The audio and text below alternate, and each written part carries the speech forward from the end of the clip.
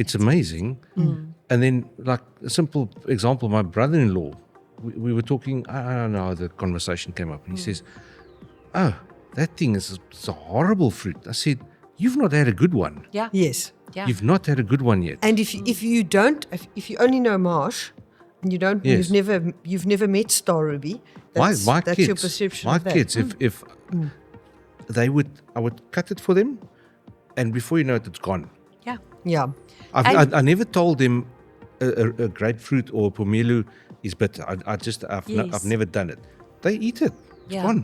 The really important thing, and this is largely what our campaign is focused on, is targeting a younger audience.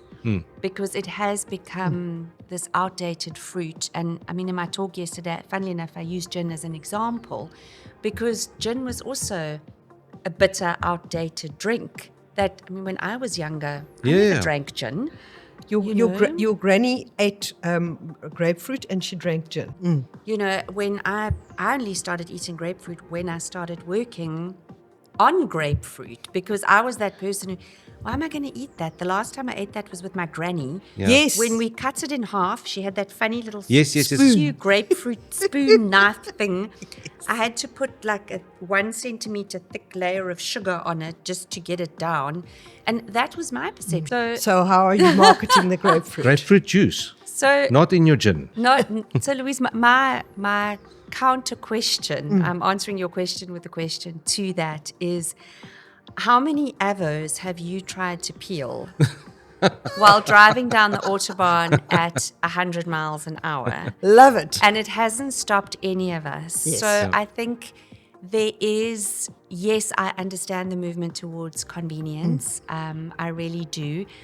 But there are counter arguments to that. 100%. If you think of, once again, gin, we're talking a lot about gin. If you look at your drinks like wine, beer, those are way more convenient to drink because, I mean, you can now buy wine in a can.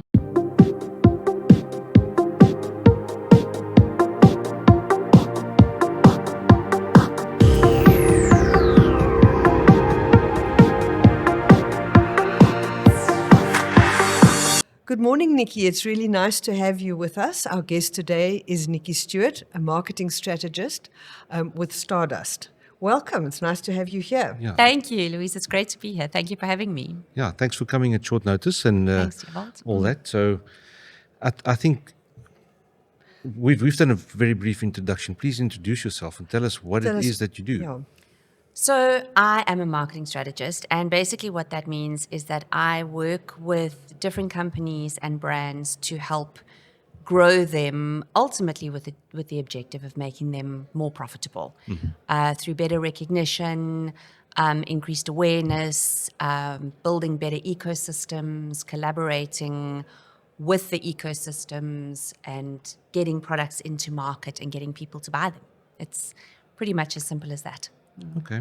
So we are at the Citrus Summit, so we assume that it is you're here because of it's something to do with citrus. But before we get to that, what kind of projects have you done in the past that was successful and that you are proud to share about? So I am very new to the citrus industry, so this is very exciting for me. So my speciality has been very much in what we call the B2B space in marketing, which is, marketing speak for business to business. So I work with companies that work with other companies rather than directly with consumer products. At the moment, I'm working on a very exciting project with an engineering company who are going through a new rebranding, and we're looking at putting together a marketing strategy for them to get their new brand and their new communications out into the industry.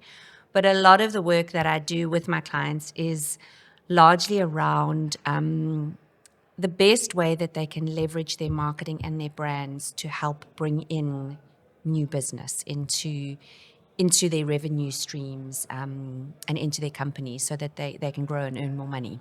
Okay. That's actually such an exciting space to be working in because the possibilities are so broad and diverse, and kind of where do you start and where do you stop, because really the sky's the limit of what you can probably do. And it must be very rewarding.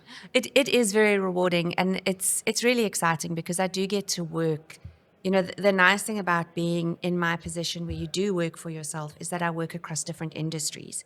So I get to learn a lot about different industries because you do have to immerse yourself in the industry and get an understanding of it.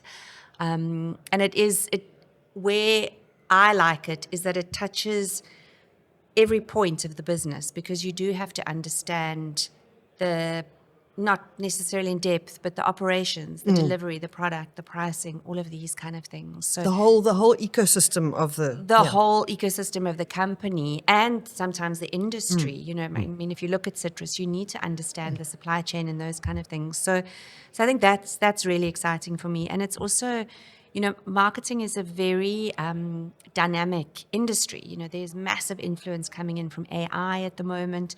So it does change very quickly, which is also can be a bit overwhelming, but it is really exciting that there's a lot happening. I mean, you guys know from a media point of view, there's so much going on that it does keep you on your toes. It certainly does, and it opens a whole lot of new opportunities. And people really need to embrace AI, not be scared of it. I fully because agree with you. it can make, if you harness it properly and you use it, it shouldn't be taking your job. It should be helping you with your job. Absolutely. Making you more productive. Yeah. Yes. Yeah, definitely. Yes. So, we're at the citrus industry, and Yes. you did a presentation which we couldn't attend. So the nice thing is you're speaking to people who know nothing. so it would be really lovely if you can share what you're doing and what you spoke about. So thank you. That would be great. So yeah, I'm actually working on a really, really interesting and exciting project, which is something very, very different for me. We're looking at a category growth with the grapefruit focus group, so specifically around the star rubies. And what is happening is that the global demand for grapefruit has been declining. And the committee recognized that they actually needed help marketing to grow the consumption and change consumer perceptions around the product. So I'm working with a collaborative group of growers to promote the full category. So it's not any specific brand or company that we're working with, which from a marketing point of view is really interesting because, traditionally you would work with one single company and promote that brand, whereas this is a group of people. So that becomes an interesting dynamic to manage because, and I'm sure for the committee themselves, because they've got to almost you've got to keep people in check that this is not about the individual. It's and about to get them all to work together. So managing that. But effectively, so we're working, the CGA is managing the funds, and then we are working directly with the committee to make these decisions and to actually get this campaign to move forward. So that's how I'm fitting in. And we've done a whole marketing strategy. And my presentation yesterday was really to share the very high-level framework that we're using in our approach with the growers, but also the really practical example was this is what we have done on the campaign so far, and this is what we are proposing, and this is what we are taking to market. So to give the growers in the room, but also the broader ecosystem, an update on where we are and what we're doing to get more of their buy-in. I mean, a lot of the growers have bought into this via a voluntary levy, which is fantastic. Yes. So they're actually investing money in that, and that's where my budget comes from. So it comes directly from the growers. So I really appreciate that they've put their trust in me, and they've literally given me their money to achieve this. But we also do need to communicate with the wider ecosystem to make our efforts more effective. Would you mind sharing some of the things that you discussed? Because unfortunately, like Louise said, we weren't there. But also people listening to this might not have been at the summit. They might also be interested. Yeah, no, definitely. I mean, it's really exciting what we've done. So the first step that we took was really to create a brand around the star rubies. So we're no longer talking about star rubies. We are talking about summer star rubies specifically. Okay. And we've designed a logo and an icon that people can associate with this. Sorry to interrupt. No, go for it. That summer Is it for where it's going or from where it's coming from? So it's for where it's going. Okay. At the moment, the bulk of our star rubies they're sent up north into Yeah. the northern hemisphere. So it's it's during their summer. Yes. And there are various reasons why we've done that. The one is we do have this, as you know, this counter-seasonal advantage Yes. with our citrus product. So we're really promoting it as this is not the citrus that you eat to get rid of a cold. This is the citrus that you enjoy on the beach. Or next to the lake or next to the pool, whatever your summer of choice might look Yes. like. Or you gin? Or in your gin. I specifically spoke about gin. I'm a big fan. Yes, it's fantastic in gin. I love it in And gin. I'm a big fan of our summer star rubies in gin, even in winter. So we created that to give people something to identify with. But we took it one step further and we've created almost, I suppose in a way, a payoff line that explains that these are sweet and tangy grapefruit grown in South Africa. And the reason why we did that is firstly to address, we specifically used the word sweet and tangy because the perception of grapefruit is that it is bitter. You know, it's those old marsh grapefruits that, you know, to change that school of thought. We specifically mentioned the fact that it is a grapefruit, because I know it might seem strange to the people in this industry, but not necessarily everybody knows that a star ruby is a grapefruit. Yes, of course. So we're educating the market around that. We've looked at the fact that it's grown in South Africa. So this really is a South African cultural icon, and that's how we want to position it, because it is obviously ours are the best in the world. So we're just looking at building that awareness, and then we've pulled this through into a campaign which focuses on tasting summer. So we've reminded people that this is your ultimate summer companion. It's the thing that you're drinking while you're planning your summer holidays. It's what you're doing next to the pool in your gin or your cocktail or your salad during your holidays, and it's that thing that takes you back to your holidays when you're sitting at your desk. And one of the questions that did come up about the campaign is, if we do start marketing to Southern Hemisphere, how does this apply if we're looking at summer star rubies?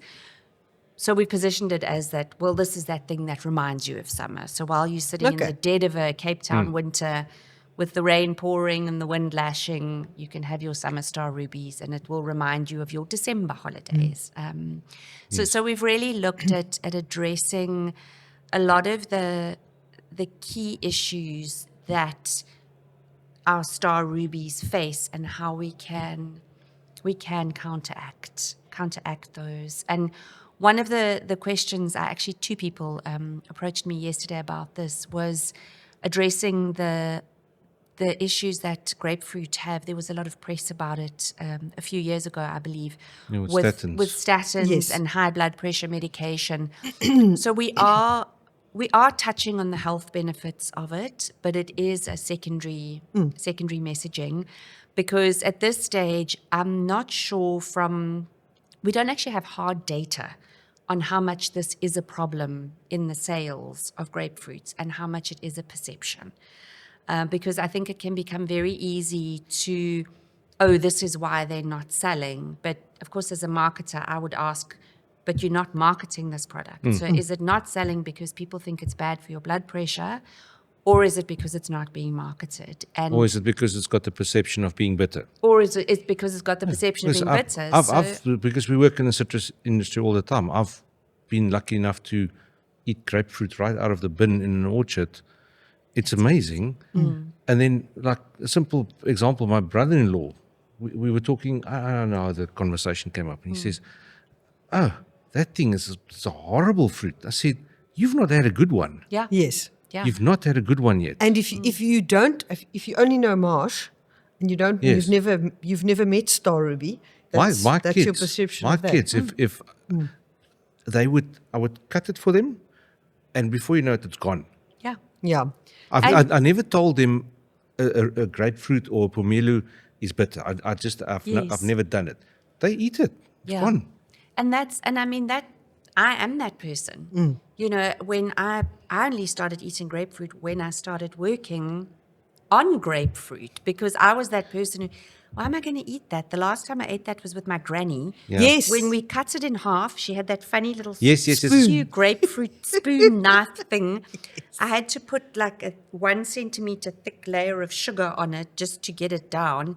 And that was my perception. And then suddenly when I had our local star rubies, now I'm a fan. And funnily enough, several of my friends also had a similar experience. So we need to fix that. And we also need to get it, the really important thing, and this is largely what our campaign is focused on, is targeting a younger audience. Because it has become this outdated fruit. And I mean, in my talk yesterday, funnily enough, I used gin as an example because gin was also a bitter, outdated drink that, I mean, when I was younger, I Yeah. never drank gin.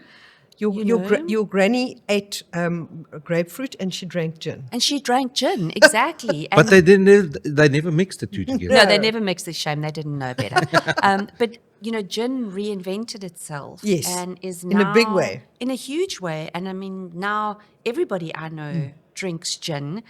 So I honestly think that grapefruit can do the same thing. We're just not putting the effort behind it, but now we are. Well, that's good to know. I wanted to say, how long have you been busy and how's it going? So I've been working with the guys since May last year, and last year was largely about actually putting together the strategy and doing a groundwork. So there was a lot of research involved, which countries we were going to target, how we were going to position it, who our market was going to be, and all of that kind of thing. And then we kicked off the actual implementation this year. So we've been doing a lot of the basic work around getting our identity together, putting the campaign basics in place, all of those kind of things. So we're looking to kick off at least parts of our campaign in May. So exciting. as we're going into kind of European summer, very exciting. We will definitely be doing something this year. I need to just see what's feasible from a timing perspective, but our website will be up, our social media will be up, and there will be parts of the campaign that will kick off in Europe. Very, very exciting. Right. So You were saying that you're going to be launching in May. That's so exciting. It's very exciting. And where? So our initial brief was to look at the European market. My suggestion was to not go too broad, because I always laugh at people when we tell them that Africa is not a country. It's like Europe is also not a country. And there are very much different nuances in various countries. And everybody questions this decision. So we have decided to launch in Germany.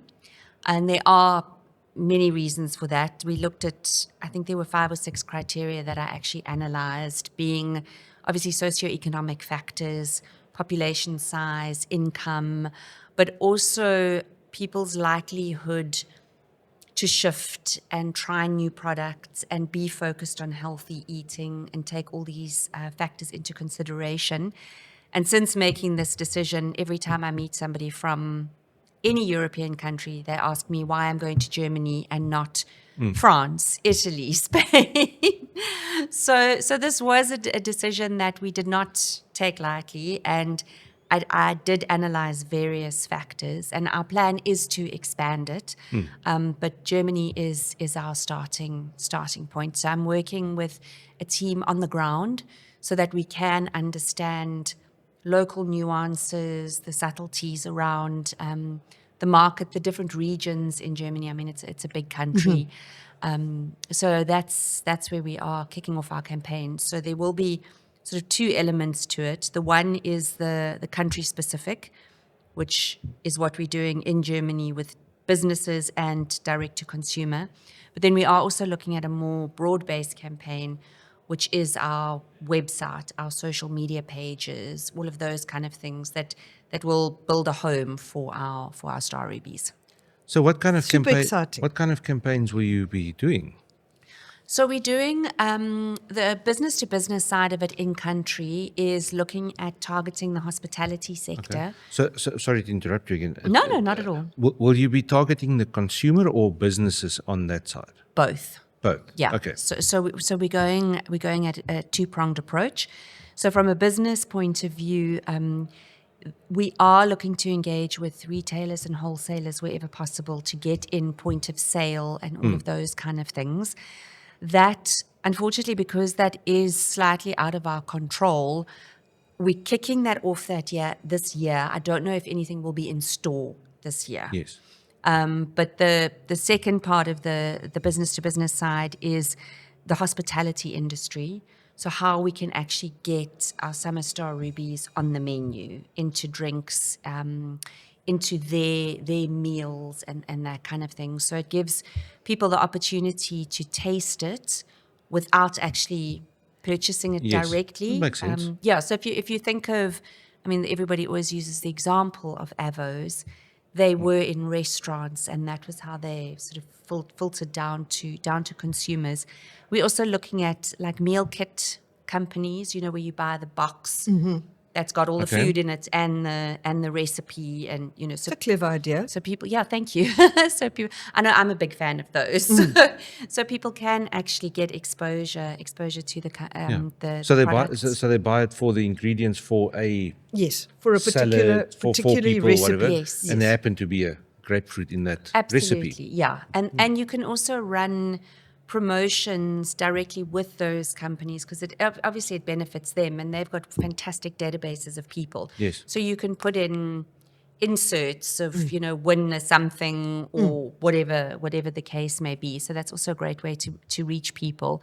And then our consumer campaign, we are looking at working with local influencers to start creating recipes, to just start sharing information around our Summer Star rubies. So that will be more of the digital side, and producing content around Summer Star rubies to educate people.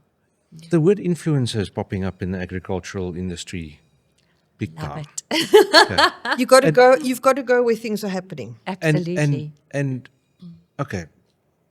And this is my opinion. There's a lot of influencers out there that would say anything for a quick buck. How do you find that one that connects, firstly with you, secondly with the product?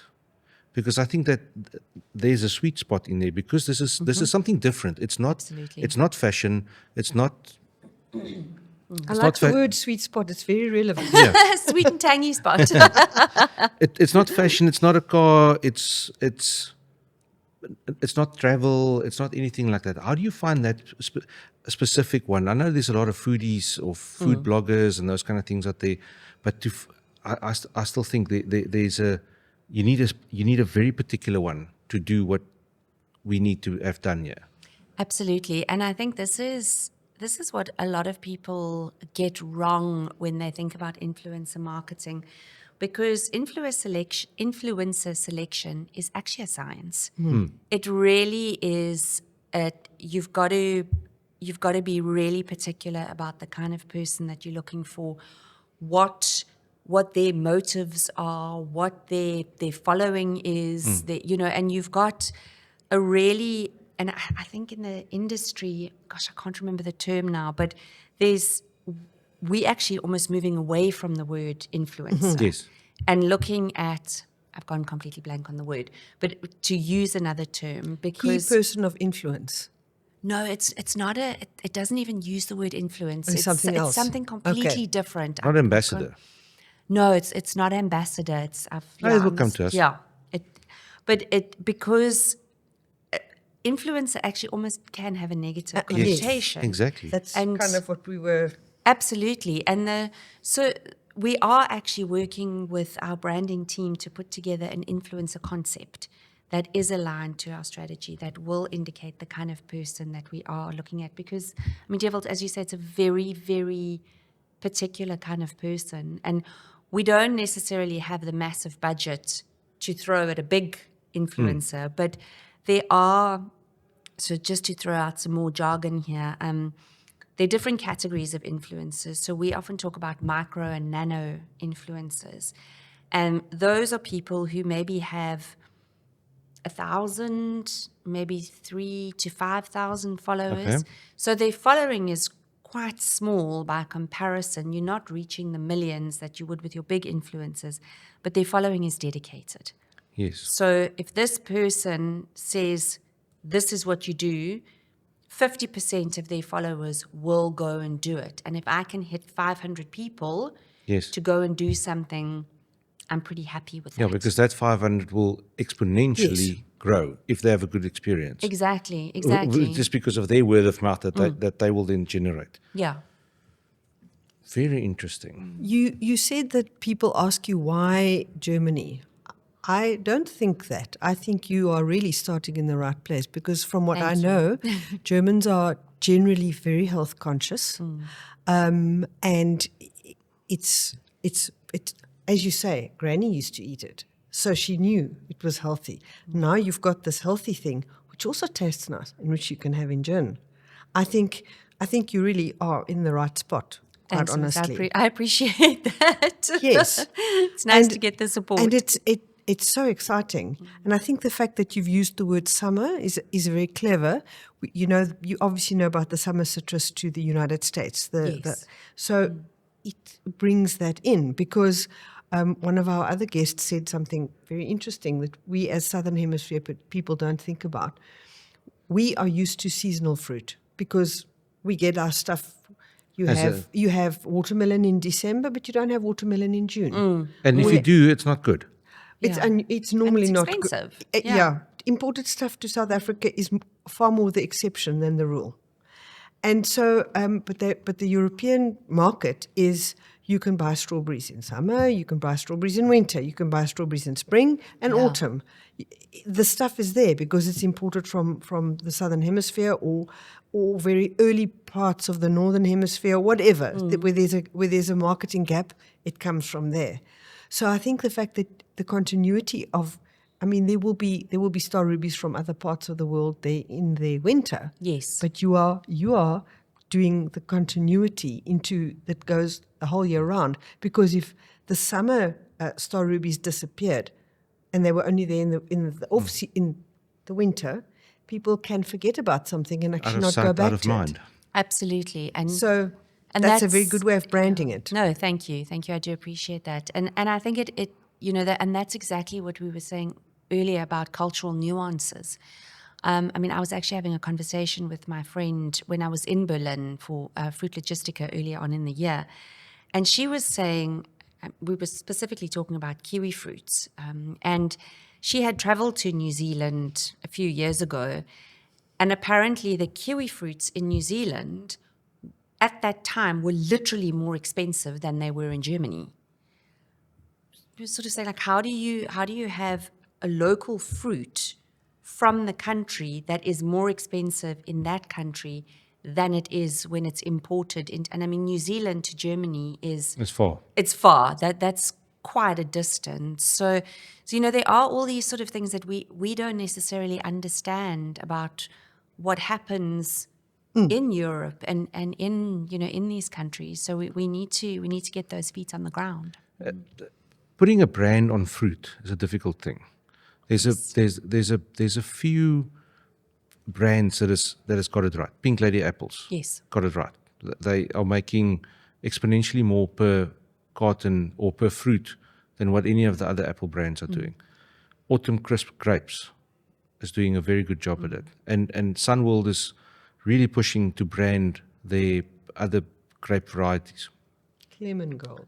Clement Yes, we Gold all is know Clement Gold. Yes, but Clement Gold has done an incredible job of marketing it in South Africa, As well. under the Yes. Clement Gold brand. Yes. Which But internationally as well. Yes, but it's put it into that premium bracket. Yeah. You don't mind spending a 15 or 20 rand per box more for a Clement Golden versus Which is such one an of the other ones. exception to the rule in our country. Yes, and So- and they've achieved that. as Abe has told us on his podcast, is that on average they've got 25 meters of shelf space in Woolies. That's brilliant. Our shelf space is per centimetre is very expensive. So yes. Yeah. So that's very cool and that's so exciting and the very best of luck. Thank you very much. But I think just using Clement Yes. Gold as an example, it's a perfect reason as to why marketing works. And this has been my case right from the word go with the grow. It's like, if marketing is done properly, it does work. It takes time, it Yes. takes consistency, it takes money, but it does work. And if we take responsibility for this and we own it, I firmly believe that we can. I mean, yesterday I spoke about making grapefruit great again, because I mean, you can't resist that with everything going on. But I do firmly believe that if people get behind this, and I'm literally asking for your money,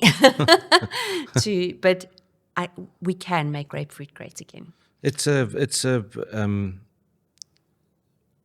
We also get a lot of people that ask us, how do we do this? And I'm pretty sure you do get the same. It's not one post. In today's algorithms, it could be one post, but that's a topic for another day. But you need to do it every day, consistently, Yes. for 2 to 3 years, and then you will have an impact. People will come up to you and recognize you, or recognize the brand, or just randomly start talking about it, or start using it as a name, like Clement Gold. Nobody talks about a narkie anymore. They talk about A Clement Gold. Yes. And I think, I mean, Dewald, I love that you use the word consistency, because that is the key to these things. And, you know, yesterday I pointed out to the people in the room that the grapefruit campaigns that have been done in the past, I know there was one in the UK, there was one in South Korea, they were extremely successful, but they were very short-lived. So you had these spikes, but then you said it yourselves, out of sight, out of mind. So as soon as we moved away from that, the purchases dropped off again. So we've got this very short, but we do have this track record of success. But it takes time, it takes strategic thinking, and it takes consistency. even here where we are. Myself and Louise and our company is very active on LinkedIn, and it's been an incredible tool for us. That I can ask you now, if you walk into that hall with 600 industry people and growers, and ask by show of hands how many of you have got a LinkedIn profile and how many is active, it's going to be a very small percentage. Yes. Well, I can tell you from my perspective, so the focus group committee is 5 people. And I mean, these are the CEOs of a lot of the big companies in the country. And I've found one of them on LinkedIn.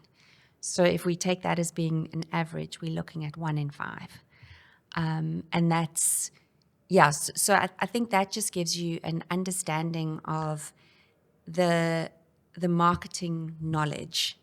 And I think that's why it's really important for people like us to actually come in and go, look, this is what's possible. And my experience of the growers has been very much, they're very respectful of my practice, to go, look, you are the expert. Yes. This needs to be your decision. You need to guide us. Sometimes it's quite overwhelming, because when I look at the hectares and hectares of star rubies, it's like, well, this is on me to now make this viable. That can be very overwhelming, but they're very respectful, and they're very open to tell us your stuff, where they ask relevant questions, and they ask for more information, which I'm absolutely open to. But so far, I haven't gotten any major pushback of anybody telling me I'm talking rubbish and this is a waste of time, which I really appreciate. I've got a bit of a challenging question for you. So, especially because you're launching in Germany. Always up for a challenge. So yesterday we interviewed somebody else, and they spoke about how easy peelers, the soft citrus, has made inroads into oranges because of the easy peel. And he spoke about the Autobahn test, like a banana. If you can peel it and eat it while driving at 100 kilometers an hour down the Autobahn. 100 miles an hour. 100 miles an hour Oh, wow. Okay. down the Autobahn, then it passes the test. So, hello, grapefruit.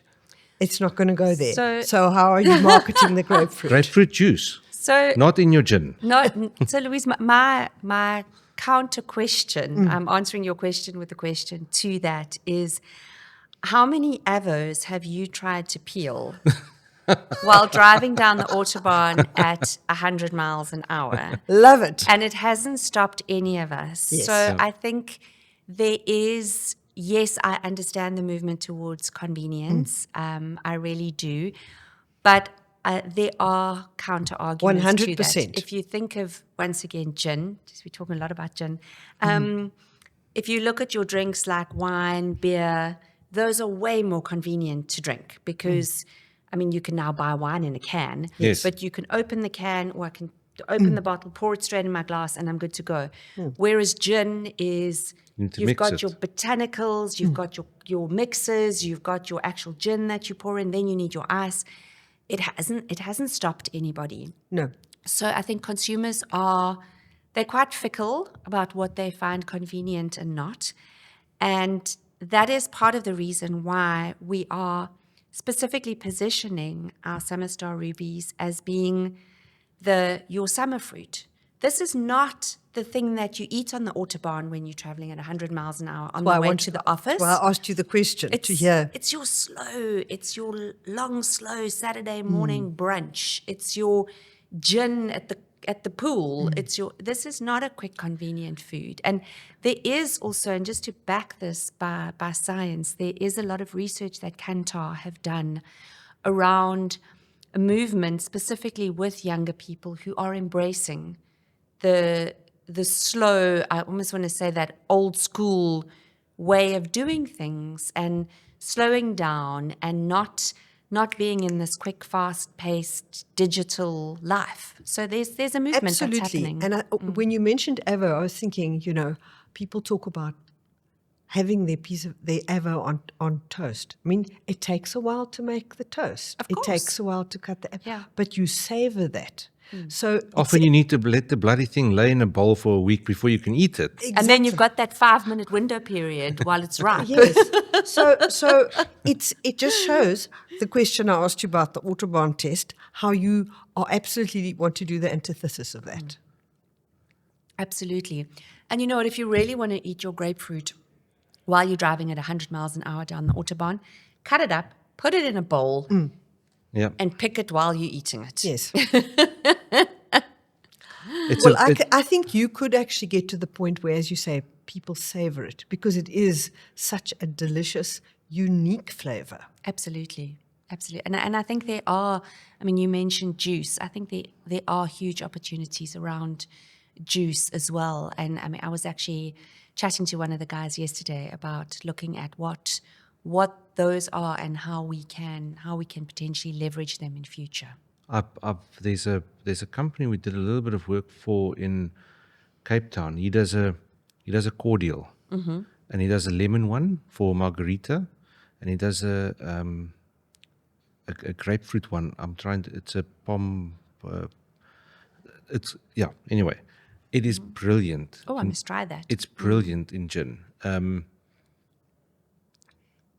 But just a small touch. Yes. Don't go all cordial Not like a that shot. in gin. No, it's almost like you need to take like a dropper and put like 2 or 3 drops in, just for that flavor. It is amazing, but it's I particularly will look out for that. grapefruit Thank one. you. I'll tell you the name of the company when we're done. So your marketing campaign kicking off in May, is that Yes. coinciding, and just to help me with the start of the Star Rubies shipments to Germany? Is that Or when it should start arriving on that. Yeah, side. that's what I mean. Yes, we are. Although this year the season is a little bit early, so a lot of the guys have started packing already.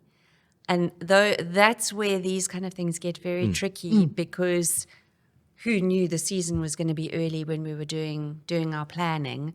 But unfortunately, once we get more momentum going, we will be able to be a little bit more flexible on these things. Yeah, but next year you from March, you can just say coming soon. Exactly. Coming soon. And then Yeah. it as it starts coming into the market, people would have already started seeing it. Yeah, but look, it's not... Those are teething problems. There are teething problems, and it's not like we're going to miss the window. So we are looking at, I know the sort of overall stats, and I'm really not an expert on this, is that as our imports are, or exports, should I say, are peaking, that's when the consumption does drop off because people are going on holiday. Okay. So we're looking to kind of close that gap. And either way, there will be a large amount of Summer Star Rubies in the market May, June, July, August. So that's the time that we. You should almost be targeting the resort towns where the people Yes. are going. Yeah. So we are looking at a lot of how do people move around, or how do Germans specifically, should I say, move around Europe at that time of year? Because I mean, as both of you probably know, in South Africa, most people sort of from further north tend to migrate down to the coast. But people who live in coastal towns tend to migrate along the coast. Yes. So there's not necessarily this kind of swap that we see. So, but yet in the June, July holidays, we see a slightly different maneuvering of people. So it's understanding how people do move around. But we're definitely looking at how we can hit people when they are on holiday and where are they going.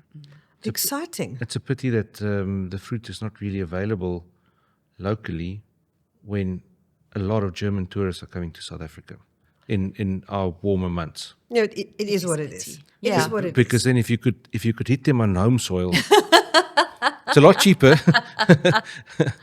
Well, Listen, nothing's impossible. We can always start you're coming soon. Look, take a bit of South Africa or buy a bit of South Africa when you're back home. Yeah. yes, Because they do hit Cape Town in their numbers. they certainly do. What did I see? I think Cape Town had a massive amount of cruise ships coming through.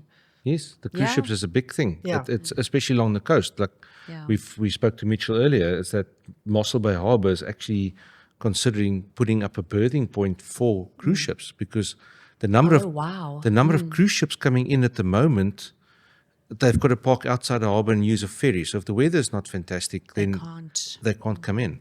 It's also actually quite a clever idea because You've got a captured audience on a cruise ship, remember? Yeah. Can't go anywhere. Literally. yes. So this year, Germany. What are your Yes. plans going forward? So we're looking to expand into Europe. So countries like France, possibly even the more sort of Eastern European countries like Poland, that band, Spain, Italy. We are definitely looking at a broader European market. And then longer term, our goals are to move into the Asian market. So the Japanese market, the Korean market, Chinese. We are looking at negotiating with India to see what we can do there. So the idea is to go as wide as possible. Because I know that Japan loves South African grapefruit. Yeah. Yes. Yeah. But they also use it on an industrial way for pharmaceuticals and That as medicines well. and things Yes. like that. Well, listen, grapefruit's got incredible health benefits. You can go down a wormhole there and just, that's Yeah. phenomenal. So that's very exciting. And good luck. Thank you very much. I really appreciate that, and I'm I sure appreciate it's being going to- wished good luck in a non-sarcastic way because often I get the, good luck. No. We are enthusiastic appreciate and that. excited, Thank and you, we'll watch carefully how it unfolds. But Thank this you. this is Appreciate that. it's a big part of what we do. We are also in the marketing, not what you particularly doing, and we see these opportunities. Absolutely. That there is an opportunity for these types of campaigns to boost the consumption of our fruit. No, thank you very much. And I think that's the exact thing that I was talking about when I spoke about broader ecosystem collaboration, because this is a massive ecosystem. And the more somebody like me can aggregate that ecosystem and get other people interested in this, I've got more eyes looking for more opportunities and more people who know, contact Nicci.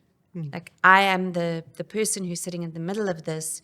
You've got my number, get in touch with me, share the opportunities with me, and I can run with them. So it doesn't become this overwhelming, I've got to do my day job and then look at this and then look at that.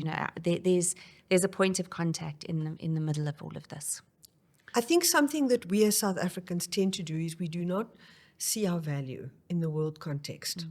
And we interviewed somebody that was saying to us, brand South Africa, especially in Europe, still is very valuable and still is very respected over decades. It's interesting. from a foreigner's perspective, because we are Yeah, he was a very foreigner, taken yeah. up. We are very taken up by all the negative stuff around us and our government and the problems and stuff like that. But as we were saying, look at the cruise ships. Look at the number of people visiting.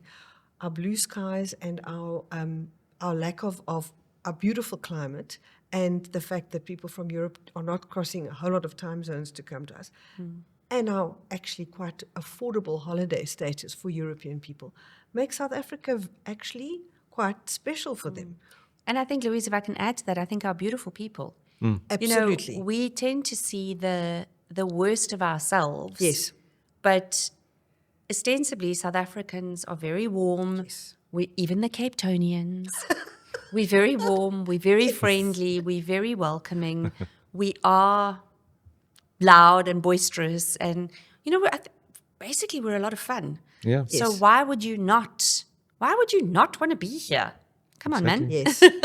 and that's the other thing is, you know, I often say when you're marketing fruit in South Africa, if you can show people the beautiful places these things come from. Absolutely. Because if you've got product, person and place in the same picture, you think about people sitting in cold climates, they just absolutely wish for the sun. I mean, and there are several companies that really work well. They do that, come to our sunny place and taste our sunny fruit. They do that very, very well. So I think we sometimes need to just look at our own value and not undervalue what we have and the products we have. So, Absolutely. So good luck with selling South Africa and Thank South African you. produce. Thank you very to much. people. And thank you for giving me this opportunity and this platform to Great pleasure.